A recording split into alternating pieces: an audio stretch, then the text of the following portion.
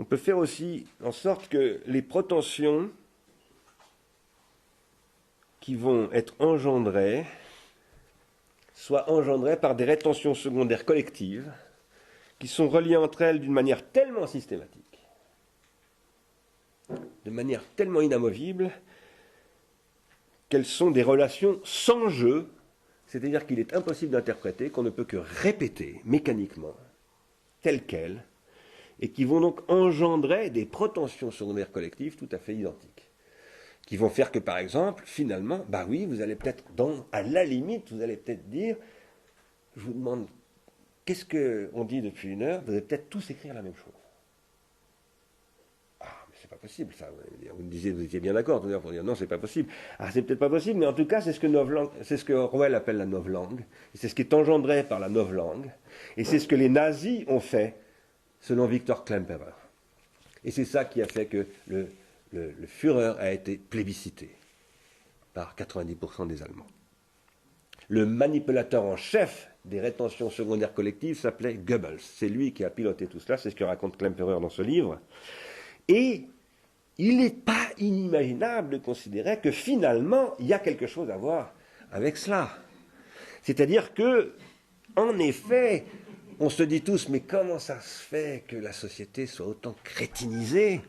Eh bien, ça a peut-être un certain rapport avec nos rétentions secondaires collectives contemporaines qui me permettent que toutes mes attentes soient ma dose de coca et de TF1.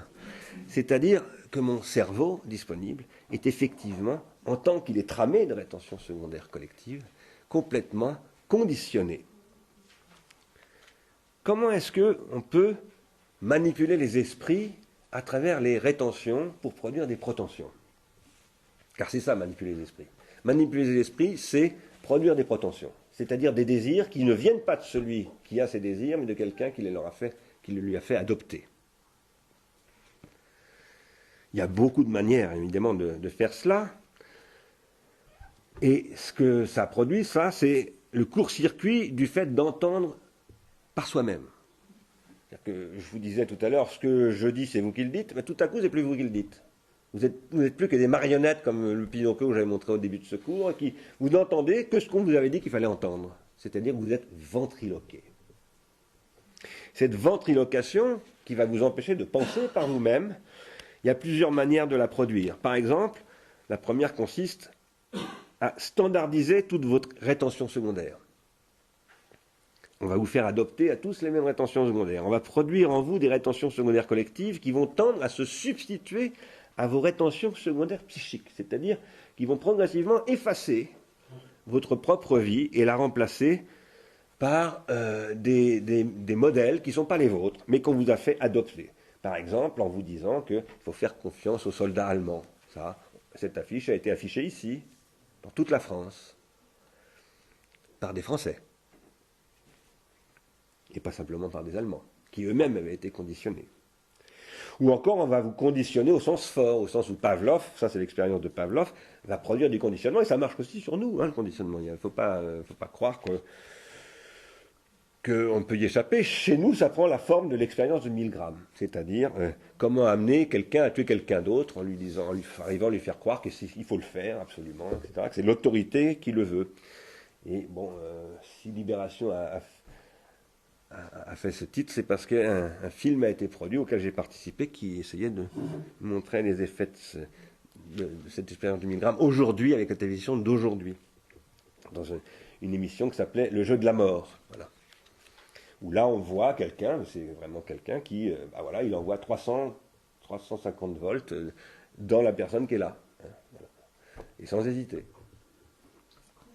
Pardon ? Il croit le faire. Bah oui, il ne le fait pas en réalité, mais il croit le faire. Donc c'est ça la question. Mais c'est aussi la publicité en général qui est une forme du conditionnement. Il n'y a pas besoin d'aller chercher 1000 grammes, etc. Bon, et qui prend parfois des dimensions, parfois de plus en plus des dimensions un peu lourdes, un peu lourdes. Alors la deuxième grande façon de manipuler les esprits, ça passe par la prise de contrôle du langage et par la diffusion d'une langue qui devient, parce que les relations entre les mots sont très très fortement contrôlées dans la manière de les utiliser, massivement, constitue ce qu'on appellera une idéologie. C'est très proche de ce que disait Klemperer mais ça a pris des formes plus récemment, dans un livre comme celui-là, par exemple, qui se sont appelés la pensée unique. Et la pensée unique, on en a beaucoup, beaucoup parlé il y a une dizaine d'années. Il y a encore Eric Hazan qui en parle, Eric Hazan qui se réfère à Klemperer et qui montre comment tout l'appareil contemporain de la presse, de la télévision, etc., est massivement contrôlé pour produire une nouvelle novlangue, voilà, ou une nouvelle langue du Reich, dans un bouquin qui s'appelle La propagande du quotidien. Et il montre que se reproduisent finalement des mécanismes qui étaient très, très, très semblables à ce que sous Goebbels, c'est-à-dire à l'époque du totalitarisme, on mettait en place. Bon. Mais avec des voix soft, c'est ce qu'on pourrait appeler ça une dictature soft. La dictature du soft, on pourrait l'appeler comme ça. Mais dans tous les cas, il s'agit de remplacer des rétentions secondaires psychiques par des rétentions secondaires collectives, qui elles-mêmes sont devenues du coup ininterprétables. Parce que vous avez bien compris que quand je vous disais tout à l'heure que quelque chose n'est interprétable que si vous n'avez pas les mêmes rétentions secondaires psychiques, il n'est pas besoin de faire une langue très compliquée, très savante. Non, il suffit de vous progressivement vous priver de vos rétentions psychiques. Et du coup, vous avez tous les mêmes rétentions, donc vous ne pouvez plus interpréter. Donc la langue devient ininterprétable, en dehors des horreurs qu'elle peut raconter, comme par exemple la langue nazie. Mais ce n'est pas forcément des horreurs. Aujourd'hui, la langue actuelle ne rencontre pas forcément des horreurs. Elle dit simplement qu'il faut interdire à la Banque Centrale Européenne voilà, de se doter de ses propres moyens, et obliger, par exemple, d'aller sur le marché financier. Bon, ça, c'est pas une langue totalitaire en soi, c'est un point de vue, mais ce point de vue, il est diffusé de telle manière qui fait que finalement, il est jamais mis en question. À partir du moment où cette langue est devenue ininterprétable, c'est-à-dire qu'on ne peut pas l'individuer, ce n'est plus un fond d'individuation collective ou psychique, eh bien, il n'y a plus d'individuation, précisément. Et il y a de la désindividuation.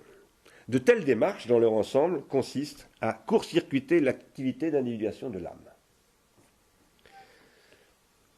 Cette activité qui, en principe, doit être une véritable écoute. Et l'écoute, c'est la projection d'une attente qui vient de moi et non pas de l'extérieur de moi. Quand j'écoute quelqu'un et que je l'écoute vraiment, ce quelqu'un est un autre, je ne peux écouter qu'un autre, mais à travers cet autre, on le verra dans Phèdre d'ailleurs, parce que c'est Platon qui le dit dans Phèdre, très bien, à travers cet autre que j'écoute, ce à quoi cet autre me donne accès, c'est à l'autre qui est en moi. Et ça, c'est ce que Socrate appelle la maïotique. Et c'est ce que la psychanalyse reprendra sur un registre un peu différent, évidemment. Autrement dit, quand je suis court-circuité, quand mes rétentions secondaires psychiques sont remplacées progressivement par des rétentions secondaires collectives auxquelles je participe de moins en moins dans leur production, ce que j'attends dans ce que je reçois, ce n'est pas moi qui l'attends. C'est ce qu'on a introduit en moi comme une attente qui n'est pas la mienne, parce qu'on m'a conditionné.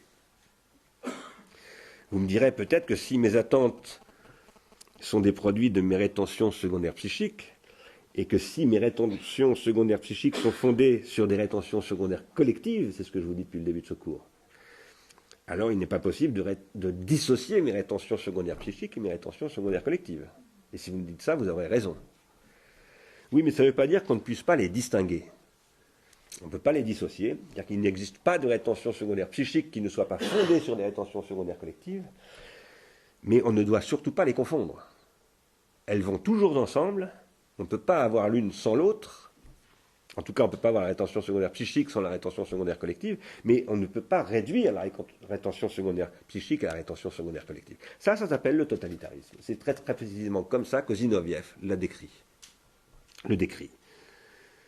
Tous les mots que nous parlons sont des rétentions secondaires collectives, sinon on ne pourrait tout simplement pas les employer. C'est une des expériences de Artaud avec ses borborigmes, son théâtre de la cruauté, d'aller aux limites de cela. Bon.